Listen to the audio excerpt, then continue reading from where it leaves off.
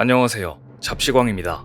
지난 8월 15일 폴란드 수도 바르샤바 유제프 피우스트스키 광장에 수천 명이 모인 가운데 안제이 두다 대통령이 군을 사열하며 국군이 날 대규모 군사 퍼레이드가 시작됐습니다. 이날 군사 퍼레이드의 하이라이트는 폴란드군이 자랑하는 주요 무기 7종을 선보인 행진이었습니다. 특히 두다 대통령 차량의 바로 뒤에 한화에어로스페이스에서 수출한 K9 자주포가 뒤따르는 모습이야말로 폴란드가 한국 무기로 국방력을 과시하고 있다고 말해도 될 정도로 인상적인 장면이었습니다. 그 가운데 가장 먼저 등장한 것은 지난해 퍼레이드에서는 선보이지 않고 올해 첫 등장한 다연장 로켓 호마르케이였습니다. 호마르케이는 K방산의 대표주자인 천무를 폴란드 정부의 요구사항에 맞게 개조해 지난해 납품한 폴란드 버전의 무기입니다. 이번 퍼레이드에서 호마르케이는 관중들의 환호와 박수를 받았습니다. 5분 뒤 독일의 레오파르트2, 미국의 에이브럼스 전차와 함께 등장한 한국의 K2 전차는 폴란드군이 세대교체를 추진하는 차세대 기갑부대의 주력이었습니다. 그로부터 3분 뒤에는 지난해 행사에도 동원됐던 K9 자주포가 또다시 등장해 퍼레이드를 장식했습니다. 폴란드 정부와 현지 매체 디펜스24 등에 따르면 이날 폴란드군은 병력 2,500명과 전차, 자주포, 미사일 발사대 등 220여 대의 군용 차량 등을 동원했고 주요 무기 7종을 선보였는데 이 가운데 한국산이 3종을 차지하며 최근 폴란드 국방력에서 커진 한국산 비중을 엿볼 수 있었습니다. 그런데 폴란드 군사 퍼레이드에서 한국의 무기들이 중요한 위치를 차지하고 특히 폴란드가 한국의 FA-50 도입을 계기로 한국과 공군대 공군회에 창설하는 등 긴밀한 협력을 하자 제2의 폴란드를 경계하는 목소리가 유럽에서 나오고 있습니다. 한마디로 한국산 무기를 대거 구매하는 나라가 유럽에 또다시 나오지 않게 하기 위해 유럽 방산 강국들이 한국 방산 깎아내리기에 돌입한 것인데요. 하지만 그러거나 말거나 한국의 FA-50은 호주에서 진행된 다국적 공중전 연합훈련에서 유럽 전투기를 열대 격추하는 등 놀라운 모습을 보여줬습니다. 이것을 본 필리핀, 말레이시아 등에서는 FA-50에 더욱 관심을 보이며 한국 전투기의 수출 가능성을 더욱 높이고 있습니다. 그런데 심지어 중국 전투기는 FA-50에 격추당한 전투기를 상대하다 오히려 격추를 당하며 대구력을 겪었습니다. 중국 전투기의 수준이 얼마나 처참한지 알 수 있었는데요. 최근 중국이 군사력을 강화하자 호주는 동남아시아 국가들과 함께 다국적 연합 공중전 훈련을 실시했습니다. 이를 피치블랙이라 부르는데요. 그런데 올해 피치블랙에서 필리핀이 아주 의외의 결과를 내 주목을 받았습니다. 지난달 호주에서 열린 다국적 공군연합훈련인 피치블랙에서 실시한 모의훈련에서 필리핀 공군이 파견한 FA-50PH 전투기가 태국 공군이 파견한 자스-39 그리펜 전투기를 10대 7로 이겨 모두를 놀라게 한 것입니다. 필리핀 공군은 한국에서 구매한 FA-50PH 전투기로 작년 모의훈련에서는 F-22 랩터를 격추해 놀래키더니 올해는 태국 공군이 파견한 자스-39 그리펜 전투기에 완승을 거둔 것인데요. 경공격기로 성능이 몇 배나 좋은 전투기를 근접 비행에서 이겼다는 것은 한국에서 만든 FA-50PH 경전투기의 성능이 얼마나 훌륭한가 말해주었고 그걸 증명해낸 것입니다. 그동안 괜찮은 전투기 한 대가 없어 이런 다국적 공중훈련에 참가하지 못했던 필리핀이 다행히 한국으로부터 도입한 FA-50PH 전투기로 다국적 훈련에 참가한 것이라 더욱 의미가 있었습니다. 한국도 이번 피치블랙 훈련에 F-15K 전투기와 공중급유기를 호주까지 파견했으며 훈련에 참가한 국가들과 함께 다양한 임무를 완수했습니다. 이 과정에서 필리핀 공군과 우정비행을 실시하기도 하는 등 두 나라의 우호를 증진하는 데 노력을 기울였습니다. 필리핀과 태국의 공중전 모의훈련에서는 실전을 방불케 하는 근접 공중전이 펼쳐졌는데요.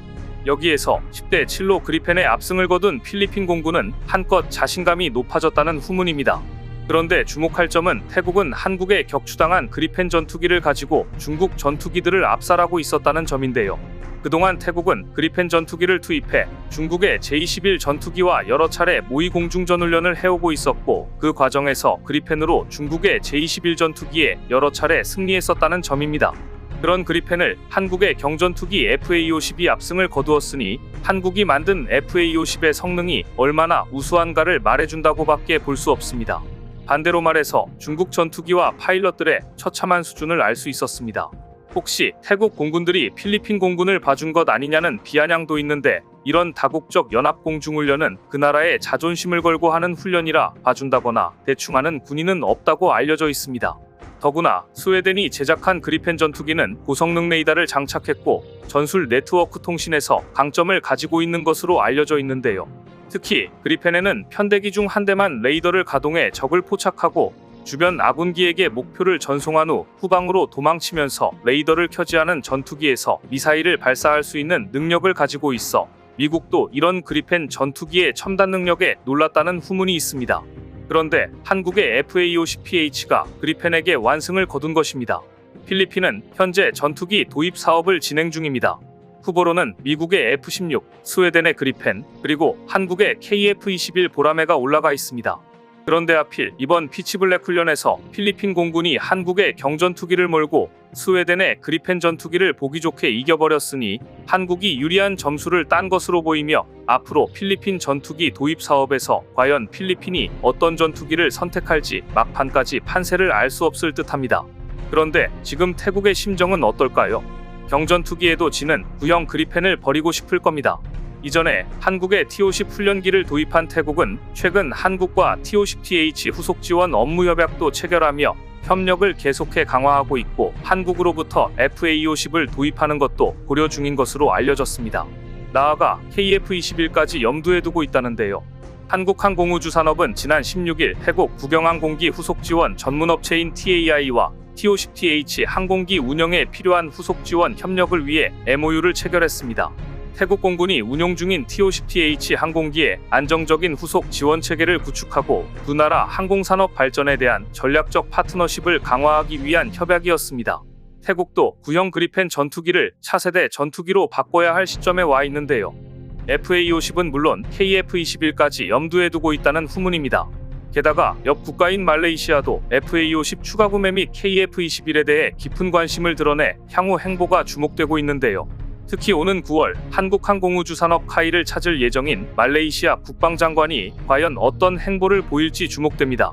외신에 따르면 모하메드 칼레드 노르딘 장관은 9월 8일부터 13일까지 한국을 방문해 카이 경영진과 방산협력을 논의합니다.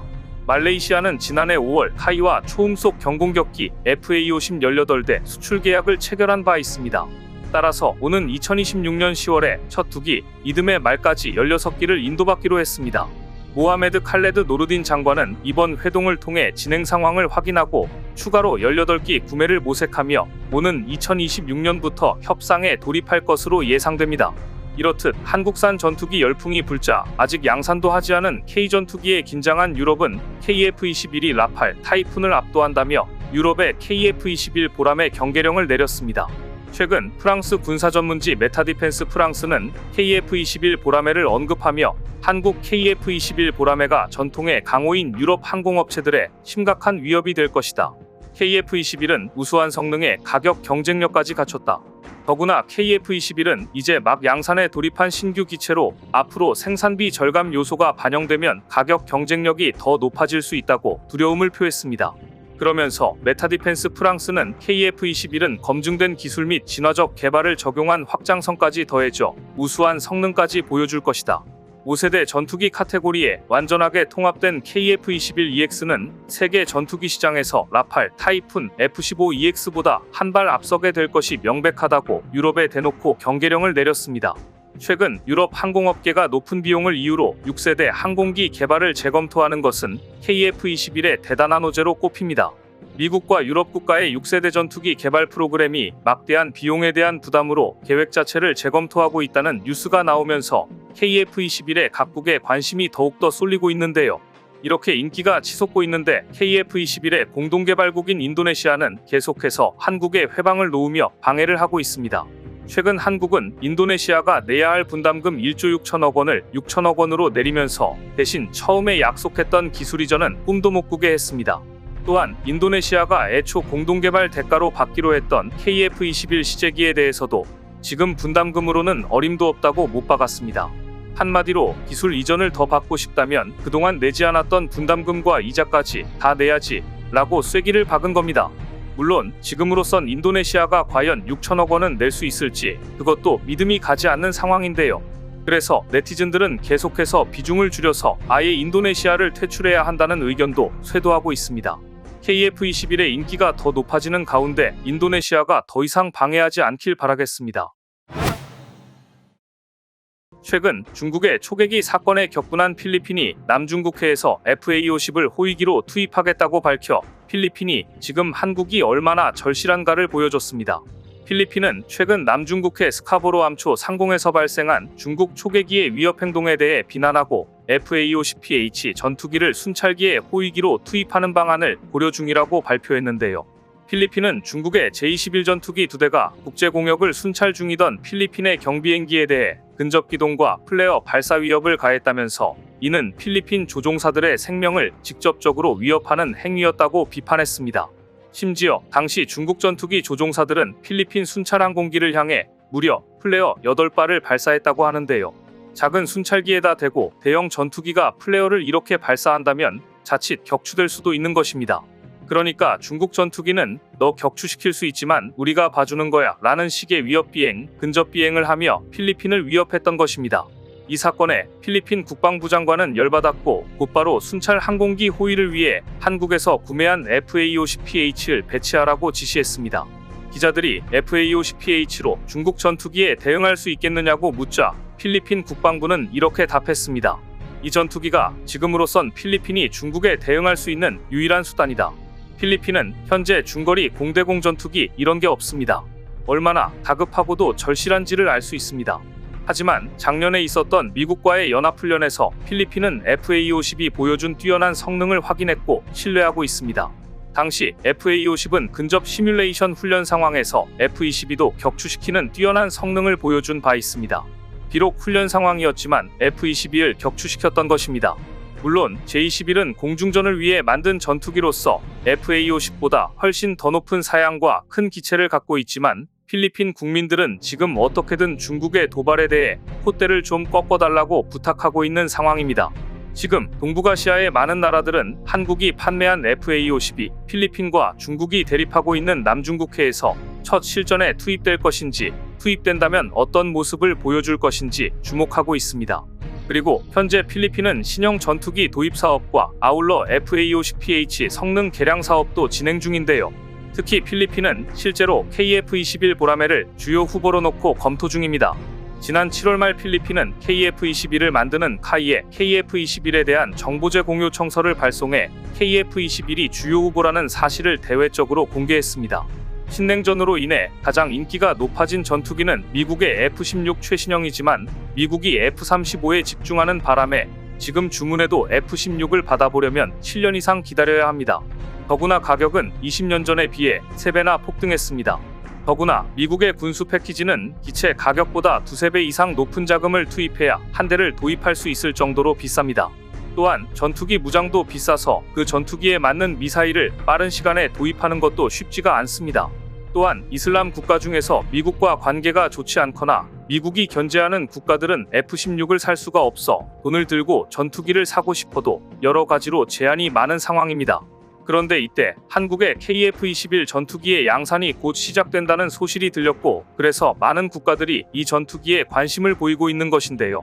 KF-21은 도입 초기에는 경쟁 기종보다 성능이 조금 떨어질 수 있지만 가장 큰 장점은 한국 공군이 도입해 운용하면서 빠르게 안정화시키고 업그레이드 시킬 것이란 점입니다. 그래서 필리핀까지도 KF-21을 면밀히 살펴보고 있는 상황입니다.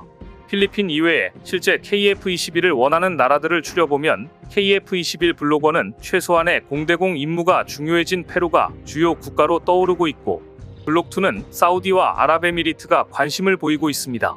이처럼 KF-21의 인기가 점점 높아지고 러브콜을 보내는 국가들이 많아지자 라팔, 그리펜 등을 수출해온 유럽 국가들이 이제는 아예 노골적으로 KF-21을 비방하기 시작했습니다.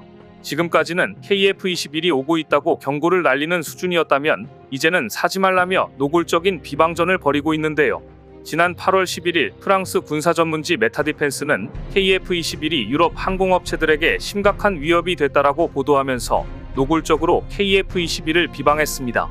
벌써부터 폴란드가 한국 전투기를 대량으로 주문하듯 다른 유럽 국가들이 KF-21을 주문하게 될까봐 심지어 KF-21은 납기도 빠른데 가격도 저렴한 편이라 미국의 F-35를 구하기 힘든 국가들, 빨리 전투기가 필요한 국가들에게는 마음에 들 수밖에 없습니다. 더구나 4세대에서 출발한 라팔 유로파이터는 최대치까지 개량을 한다고 할 때 발생하는 운영비가 심각하게 늘 것으로 예상됩니다. 이미 유로 파이터 타이프는 운영 유지비가 높은 걸로 유명합니다.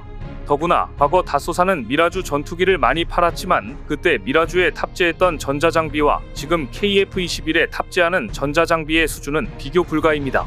그래서 유럽 국가들이 한국의 차세대 전투기를 견제하다 못해 비방까지 하고 있는데요. 하지만 유럽이 견제를 하건 말건 파이와 우리 공군은 2028년까지는 공대공 능력을 갖춘 KF-21 블록1 초기 물량을 완벽하게 전력화시키겠다고 장담했습니다. 그리고 곳곳에서 한국 전투기에 대한 관심이 높아지자 의외 국가들까지 한국산 전투기에 관심을 보이고 있습니다. 그중 하나는 유럽의 아일랜드인데요. 최근 이유는 보고서를 통해 아일랜드의 공군력 상황이 심각하다며 그런데도 영국 공군에 의지하고만 있다며 아일랜드를 EU 내에서 최악의 안보 무임승차국으로 낙인 찍었습니다. 현재 아일랜드는 운용 중인 낡은 프로펠러 전투기를 2025년경이면 퇴역시켜야 합니다.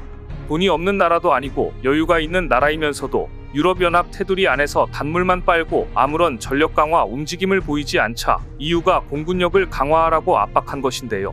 우크라이나 전쟁으로 인해 여력이 부족해진 영국이 더 이상 아일랜드 하늘까지 방어하기가 어려워진 것도 이유 중 하나였습니다. 이처럼 돈도 안 내고 EU의 안보 우산 안에 있는 아일랜드가 지난 2022년 추진하다가 말았던 한국의 FA-50 도입을 다시 추진할 가능성이 높아졌습니다. FA-50 전투기에 군침을 흘리는 또 한 나라는 의외로 도미니카 공화국입니다.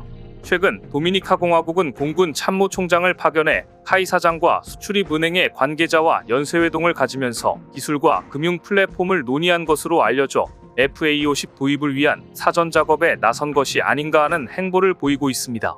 미 플로리다주에서 가까운 도미니카 공화국은 마약과 갱단들의 천국으로 알려진 IT와 국경을 맞대고 있습니다. 점점 중화기까지 확보해 도발하고 있는 IT의 갱단과 맞서고 국경 경비를 강화하기 위해서는 프로펠러 전투기보다는 초음속 전투기를 강하게 희망하고 있는 것으로 알려졌는데요. 프로펠러 전투기는 넓은 영공을 방어하기에 부적합하고 이 지역의 긴장감이 높아지고 있어 확실한 전투기가 필요해진 겁니다. 더구나 남미의 군사 강국인 베네수엘라의 마두로 정권이 가이아나 천연 석유 자원을 노리고 군사력을 확대하고 있어 도미니카 공화국으로서는 안심하고 있을 상황이 아닙니다. 하지만 도미니카 공화국 역시 국방비가 적어 F-16이나 그리펜을 도입하기가 어렵습니다. 미국이 전투기를 판다고 해도 미국제 전투기는 운영, 유지, 보수비가 워낙 많이 들어 사실 웬만한 나라는 운영하기도 어렵습니다. 이래서 모든 문제들을 조합해볼 때 KF-21이야말로 도미니카 공화국의 최선의 선택이 될 것으로 예상되는데요. 과연 최종 발표가 언제쯤 나오게 될지 기대됩니다.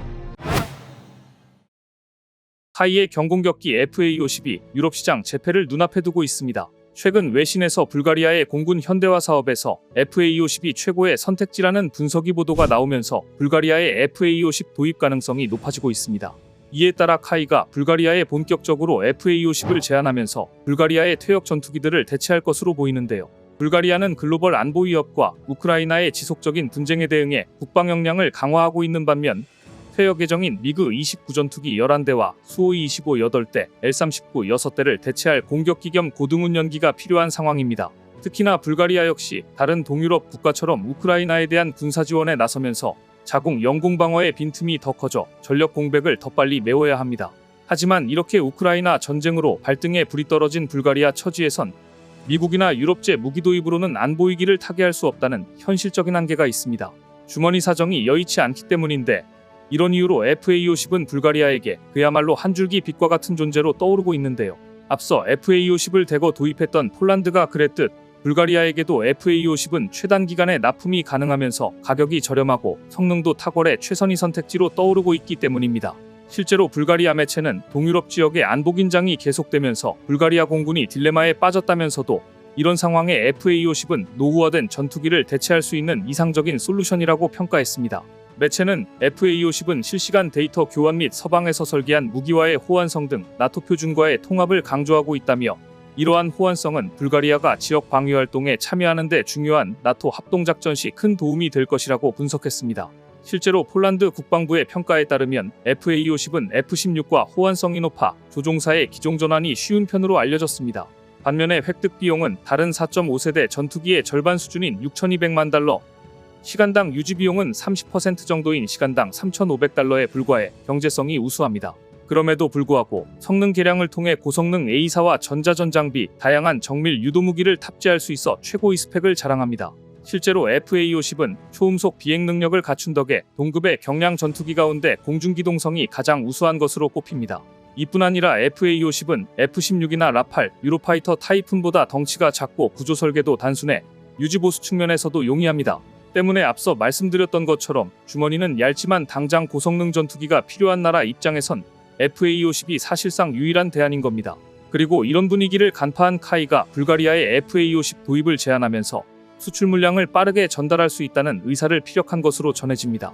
FA-50은 우리 군이 운용 중인 낡은 전투기 F-5EF의 도태에 대비해 국산 고등운연기 T-50을 기반으로 개발된 경공격기로 최대 마하 1.52 속도로 비행하며 첨단 전자장비를 탑재하고 있습니다.